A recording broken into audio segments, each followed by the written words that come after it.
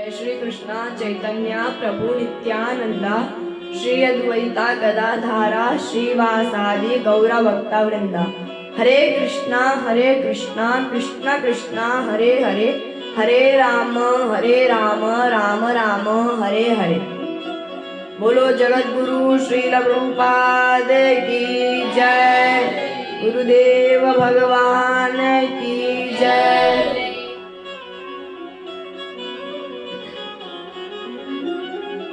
हरे कृष्णा भक्तों, तो कैसे आप सभी? मेरी आशा है आप सभी अच्छे होंगे, स्वस्थ होंगे। तो आइए कथा श्रवण करते हैं और अंतिम कथा तक बने रहे। आप सभी भक्तों के चरणों में अरविंदास का प्रणाम एवं आप सभी को राधे राधे। तो आज हम बालकांड को आगे नहीं बढ़ाएंगे, अपितु आज हम दामोदर लीला का श्रवण करेंगे और हम दामोदर लीला में भगवान कृष्ण की जो लीलाएं हैं वो बताने जा रहे हैं। तो जैसे वृंदावन में कृष्ण जी बहुत ही ज्यादा सुशोभित थे और अयोध्या में राम बहुत ज्यादा सुशोभित थे। तो इसी प्रकार श्री कृष्ण जी जो भी लीलाएं करते थे उनके हिसाब से उनका नाम पड़ जाता था। जैसे कि कृष्ण जी ने एक मूर नाम के राक्षस को मारा तो नाम हो गया मुरारी, गौपालक थे तो नाम पड़ गया गोपाल। अनेक लीलाएं करते थे, अनेक नाम पढ़ते जाते थे। तो अब उनका जो असली नाम है, जो मुख्य नाम है, जैसे कृष्ण जी और उनके अनेक नाम पड़े हुए हैं, जैसे मुरारी, गोपाल, ये सब पड़े हुए हैं, मगर उसमें से जो मुख्य मूल नाम है वो नाम गोविंद है। गोविंद नाम, ये पावन शब्द, ये प्रभु का मूल नाम था, मूल निकनेम था। जैसे बहुत सारे निकनेम थे, उसमें से यानी जो उनको प्यार से बुलाया जाता था वो एक नाम थे और उसमें से जो निकनेम मूल था वो गोविंद था। और कृष्ण, भगवान कृष्ण बचपन में बहुत ज्यादा लीलाएं करते थे। तो इसमें से एक लीला है जो कि है दामोदर लीला।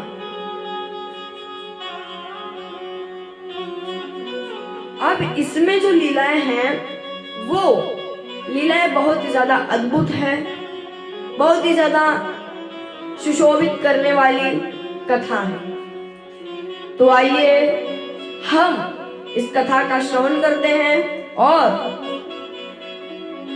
अपने आंतरिक मन में परमात्मा पिता परमेश्वर, अखिल ब्रह्मांड नायक, अखिलेश्वर श्री कृष्ण जी का लीलाएं सुनते हैं। तो एक बार हुआ यूं, यानी जो श्री कृष्ण जी जिस भवन में रहते थे उस भवन में हजारों लोग काम करते थे और वो भवन नंद भवन था। तो उसमें हजारों लोग काम करते थे और एक दिन ऐसा हुआ कि जो माखन मथने वाली जो शिष्या थी, जो नौकर थी, जो कि माखन मथती थी, वो इस दिन नहीं आई। तो यशोदा माँ ने सोचा कि आज वो नौकरानी नहीं आई है तो मैं इस कार्य को कंप्लीट कर देती हूँ, पूर्ण कर देती हूँ। तो माता यशोदा ने दूध दही मथना चालू किया। अब जब मथना चालू की तो 1-2 घंटे के बाद पसीना छूटने लगा और बहुत ही ज्यादा अनहाइजीनिक फील होने लगा। तो बहुत देर तक दही, माखन, दूध मथने के बाद श्री कृष्ण जी आए। अब श्री कृष्ण जी को दूध पीना था, उनको भूख लगी थी, तो उन्होंने यशोदा मैया को कहा कि आप मुझे दूध पिलाइए। तो इतना कहते ही माता यशोदा ने कहा कि थोड़ी देर के बाद पिलाती हूँ, आप थोड़ी देर रुक जाइए। तो इतना कहते ही श्री कृष्ण जी थोड़े उदास हो गए, सोचने लगी कि मेरे से ज्यादा इंपॉर्टेंस, मेरे से ज्यादा अहमियत दूध और दही को मथने के लिए दिया जा रहा है। थोड़ी देर के बाद माता यशोदा आई और लाला को गोद में उठाकर दूध पिलाने लगी। मगर उसी समय जो चूल्हे पे रखा हुआ दूध उबलने लगा और उस उबलन को रोकने के लिए माता यशोदा दौड़कर रसोई घर में पहुंच गई। तो श्री कृष्ण जी को इस पे बहुत ही ज्यादा दुख हुआ कि अपने बच्चे को दूध पिलाने से ज्यादा गृह कार्य ज्यादा इंपॉर्टेंट नहीं है, ज्यादा अहमियत नहीं है। तो इस क्रोध में आकर श्री कृष्ण जी ने सारी मटकियां तोड़ दी, सारे जो मटकियां थी उसको तोड़, जिसमें दही, दूध सब कुछ, एक एक करके सारी मटकियां तोड़। अब एक मटकी उठाकर वो एक गृह कार्य में चले गए। तो माता यशोदा उस उफनते दूध को बंद करके आती है।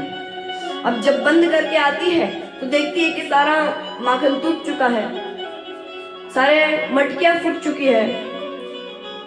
तो यशोदा मैया को श्री कृष्ण जी के ऊपर संदेह होने लगा, क्योंकि अभी तक श्री कृष्ण जी यहीं पर थे। और माता यशोदा सोचने लगी और हंसने लगी मन ही मन कि ये बालक इतना चतुर है कि मटकी तोड़कर यहां से निकल गया। तो जो श्री कृष्ण जी थे वो जाकर बंदरों को माखन खिलाने लगे। जब बंदरों को माखन खिलाते फिर बोलते कि तुम मैया को बताना मत, ऐसे बातें करते। जैसे बाल अवस्था में आप कोई भी चीज को लेते हैं तो आप उससे अट्रैक्ट होकर उससे बात करने लग जाते हैं। उसी प्रकार प्रभु श्री कृष्ण बाल लीला में बंदरों से बात करते हैं और कहते हैं कि ये चीज मैया को मत बताना। उनको माखन देते हैं, खुद भी माखन खाते हैं, दूसरे को भी माखन खिलाते हैं। ऐसे करते करते 1 घंटा बीत गया। तो माता यशोदा घूम घूम कर स्टोर रूम में पहुंची, यानी जिधर सारे सामान रखते हैं उसको स्टोर रूम कहा जाता है, गृह कार्य कहा जाता है। जिधर मतलब जो भी आपको सामान में चाहिए रहता है ना, वो एक कोने में पड़ा रहता है, एक रूम रहता है उस पर पड़ा रहता है, उसको इंग्लिश में स्टोर रूम कहते हैं। तो वही उस रूम में पहुंची, उस कमरे में पहुंची तो देखती है कि सारे बंदरों को श्री कृष्ण जी माखन खवा रहे। तो श्री कृष्ण जी इतने चालाक थे कि उन्होंने देख लिया कि माता यशोदा मेरे पीछे ही है। तो उन्होंने तुरंत मटकी वहां पर रखी और दौड़ पड़े। और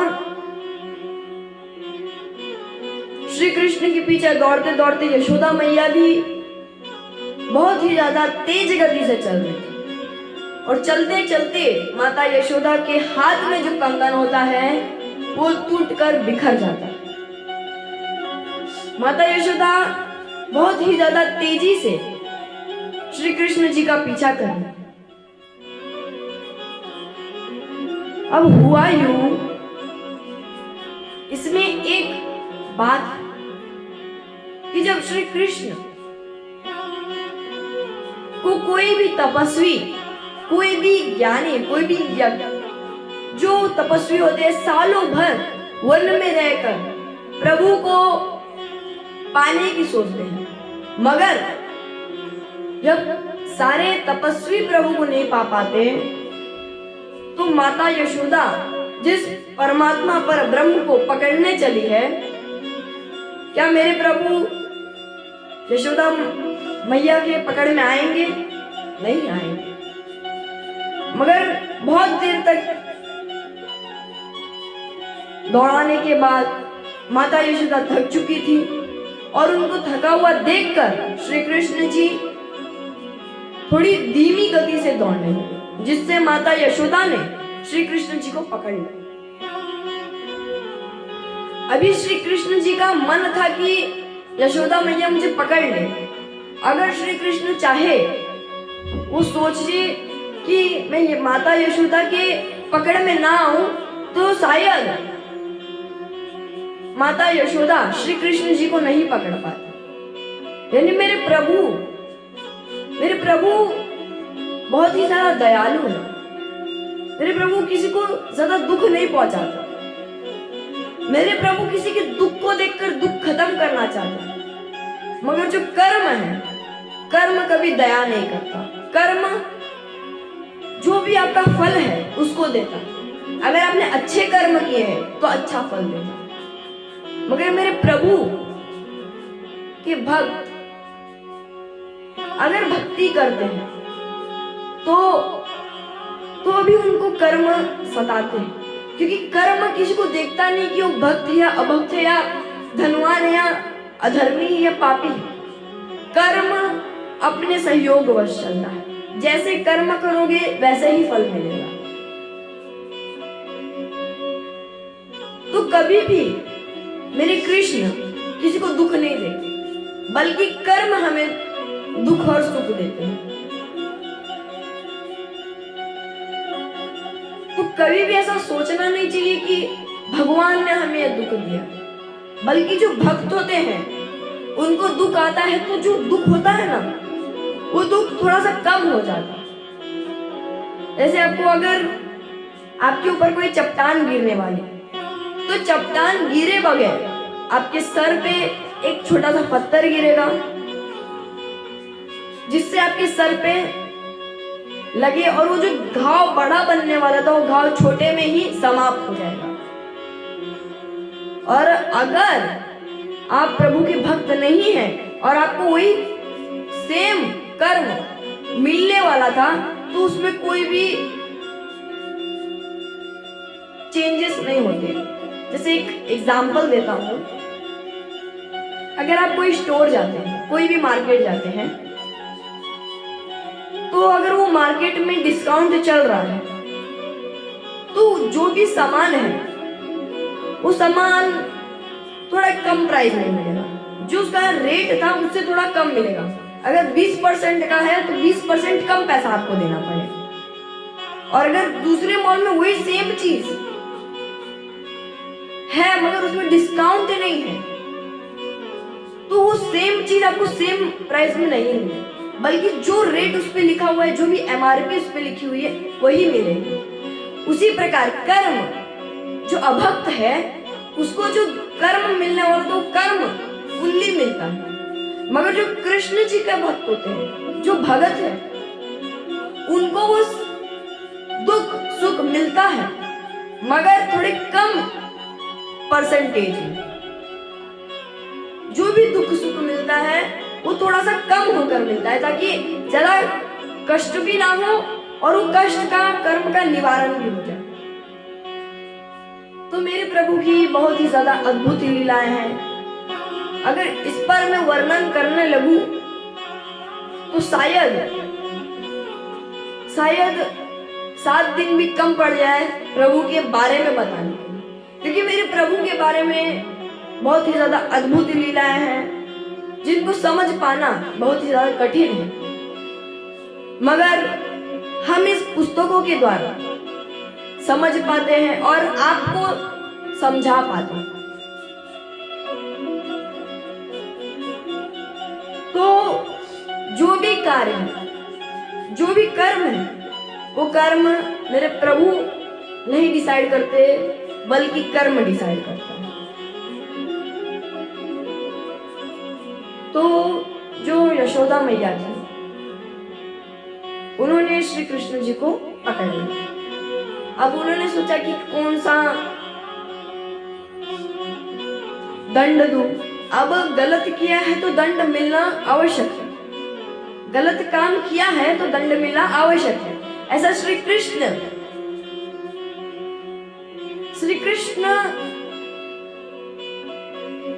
अपने सारे जो दंड है उसको स्वीकार करते हैं। यानी वो कोई भी गलत कार्य करे, जैसे अभी उन्होंने खुद गलत कार्य किया था मटकी तोड़कर, तो माता यशोदा उनको दंडित नहीं करने वाली थी, मगर श्री कृष्ण जी ने कहा कि मैंने गलती की है मैया, तो मुझे दंड दो।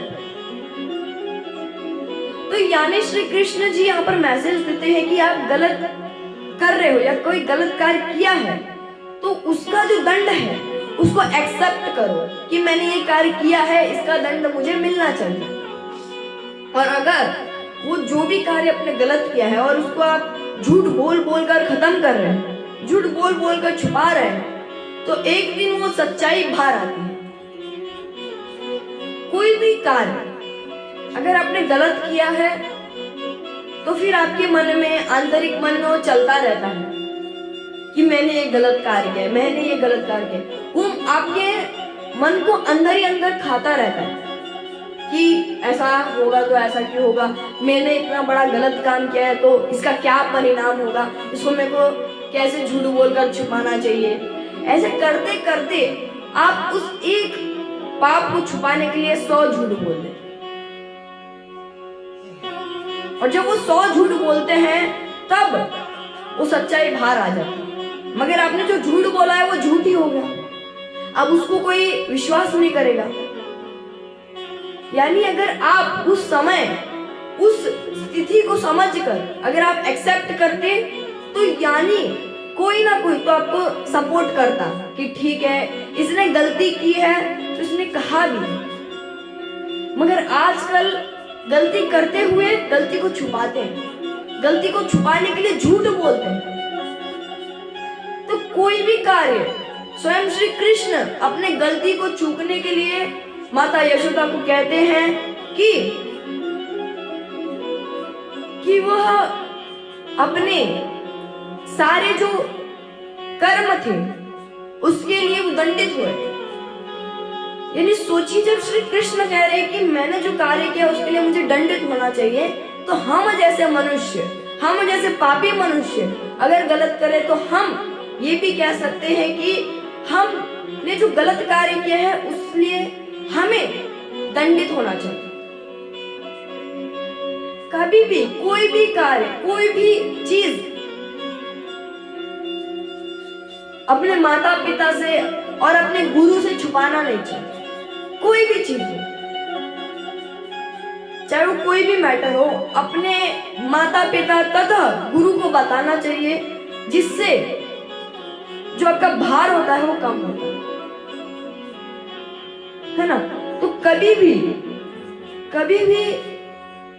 अपनी गलती को छुपाने की कोशिश मत करना, गलती किया है तो एक्सेप्ट कर लेना। तो श्री कृष्ण जी कहते हैं, तो माता यशोदा सोचती है कि इतने छोटे बालक को क्या दंड दे सकती है। अब जो छोटा बालक है, 4-5 साल का बालक है, उसको दंड देने के लिए क्या ही किया जा सकता है। तो माता यशोदा ने सोचा कि इसको ऐसा दंड दूं कि उसमें उसको दर्द भी ना हो और उसको दंड भी मिल जाए। तो माता यशोदा ने सोचा कि मैं ना इसको उखल से बांध देती हूँ, लाला को उखल से बांध देती। जब लाला को उखल से बांधा तो 2 अंकुल रस्सियां कम पड़ गई, यानी 2 इंचेस की रस्सियां कम पड़ गई। तो इसमें वर्णन है कि 2 अंकुल रस्सियां नॉर्मल रस्सियां नहीं, अपितु प्रेम और अहंकार की रस्सियां। यानी यशोदा मैया को अहंकार हो चुका था कि मैं श्री कृष्ण को पकड़ लूं, और उनके अंदर एक भाव आ चुका है। और दूसरा प्रेम, अगर वही चीज अगर वो प्रेम से करती तो शायद श्री कृष्ण बहुत जल्दी ही पकड़ में आ जाते। यानी मेरे प्रभु को आप कुछ भी करके पाना चाहे तो नहीं पा सकते, मगर उसके लिए अगर आपने प्रेम रख दिया तो मेरे प्रभु के पास आपको नहीं जाना पड़ेगा, मेरे प्रभु खुद चल के आ जाएंगे। मेरे प्रभु को प्रेम चाहिए, अगर आपने प्रेम रखा तो आपको जाने की जरूरत नहीं होगी, मेरे प्रभु खुद दौड़ के इधर आ जाए। यानी कुछ भी कार्य करो, सिर्फ प्रभु को प्रेम चाहिए। तो बहुत प्रयास किया, सारे घर में जितनी भी रस्सियां थी सारे जोड़ दिए, तब भी 2 अंकुल रस्सियां कम पड़ रही थी। अब मैया अपने अहंकार से चूर चूर हो गई कि मैं रस्सी ही नहीं बांध पा रही, तो थक कर एक साइड बैठ गई। तो श्री कृष्ण जी ने वापस से एक बार दया, यानी मेरे प्रभु बहुत ही ज्यादा दयालु है, वो कभी भी सोचते नहीं है कि मैं इसके ऊपर दया करूं या नहीं। अगर मेरे प्रभु किसी को देख लेते हैं तो उसके ऊपर दया करने की सोचते हैं। आजकल क्या है ना कि हम किसी के ऊपर दया कर देना तो उसको याद दिलाता है कि मैंने तेरे ऊपर दया किया, मैंने तेरे ऊपर दया किया। एक तो दया करते नहीं, और दूसरा जब दया कर देते हैं मुश्किल से कोई भी कार्य से, फिर उसको बार बार टोकेंगे कि मैंने उसको दया किया, मैंने तेरे ऊपर दया किया, मैंने तेरा कर्जा चुकाया। मेरे प्रभु वैसे नहीं है, एक बार दया कर दिए तो फिर दया करके भूल गए। तो यानी दया करके याद नहीं रखना चाहिए कि मैंने उसके ऊपर दया किया है, दया किया है, दया करके भूल जाओ। मेरे प्रभु सिर्फ यही सिखाते हैं, सबके ऊपर दया करो मगर दया कर कर भूल जाओ। ये मत याद दिलाओ कि उसके ऊपर आपने दया किया। ये सीख मेरे श्री रामचंद्र जी ने खुद वर्णन किया। जैसे माता कौशल्या ने राम जी को वन में भेजा, मगर जब राम जी वापस आए तो कौशल्या को कुछ भी भला बुरा ना था। इतने प्यार से कहा, मेरे प्रभु कोई भी पापी को अगर उसने पाप किया भी है तो उसको ऐसा व्यतीत करवाते हैं कि उसने कोई पाप ही नहीं किया। उसने भले कितना भी घोर पाप किया हो, मगर उसको ऐसा व्यतीत करवाते हैं कि उसने कोई पाप ही नहीं किया। तो मेरे प्रभु श्री रामचंद्र जी तथा श्री कृष्ण जी कभी भी कोई भी दया करते हुए चीजों को, फिर उसको कोई भी चीज को टोकते हैं। ये सीख हमें सीखनी चाहिए। तो श्री कृष्ण जी खुद रस्सी को निकालकर घर में जाते हैं, भवन में जाते हैं और वहां से 2 अंकुर रस्सियां लेके आते हैं। और जब माता यशोदा को देते हैं तो माता यशोदा कहती हैं, मैंने सारे घर की रस्सियां को लगाकर लग दिया, तब भी तुम 2 अंकुल रस्सियां कम पड़ रही थी।